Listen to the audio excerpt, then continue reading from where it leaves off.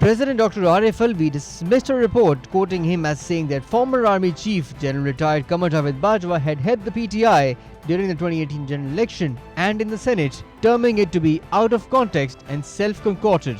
The statement issued by the President's Secretariat came after a local newspaper published a report wherein it quoted Alvi telling journalists, leaders of the business community and foreign diplomats during a dinner on Saturday that General Bajwa and his team had helped the PTI chairman Imran Khan in the Senate and the elections. According to the report published, Dr. Alvi was asked during the gathering about the souring of relations between the PTI chief and General Bajwa, to which he replied that he was still looking for the answer. Shares at the Pakistan Stock Exchange opened the week in green with the benchmark KSE 100 index gaining 485.96 points. The index closed at 40,155.16 points, up by 1.3%. It reached an intraday high of 698.23 points or 1.76% around 10:45 am. Analysts attributed the stock market's rise to the government's steps to reduce circular debt in the gas sector, including the formation of a committee. Analysts also say the next trigger that could positively affect the market were the expected inflows from Saudi Arabia that would boost the country's foreign exchange reserves, which are at an 8-year low.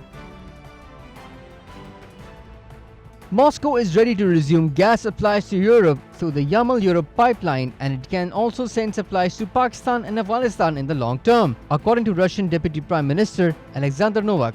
The Yamal-Europe pipeline usually flows westward but has been mostly reversed since December of 2021 as Poland turned away from buying from Russia in favor of drawing on stored gas in Germany.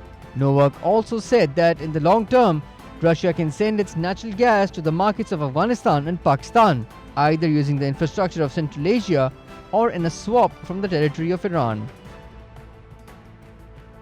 Chinese President Xi Jinping urged officials to take steps to protect lives in his first public remarks on COVID-19 since Beijing dramatically loosened hardline containment measures this month. Having mostly cut itself off from the rest of the world during the pandemic, China is now experiencing the planet's biggest surge in infections after abruptly lifting restrictions that torpedoed the economy. Studies have estimated that around 1 million people could die over the next few months. Many in the population are now grappling with shortages of medicine, while emergency medical facilities are strained by an influx of under-vaccinated elderly patients. Hospitals and crematoriums across the country have been overflowing with COVID patients and victims, while China's National Health Commission on Sunday announced it would stop publishing daily nationwide infection and death statistics. The decision to scrap the daily virus count comes amid concerns that the country's blooming wave of infections is not being accurately reflected in official stats.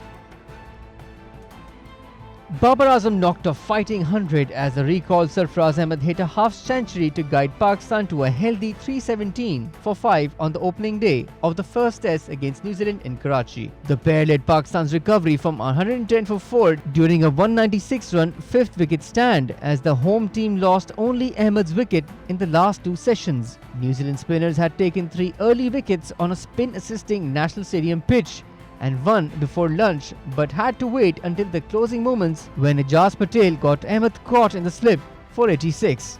At close, Babar Azam was unbeaten on 161 and Agha Salman 3 as the home team looked to lift from last week's 3-0 loss at the hands of England, their first ever whitewash at home.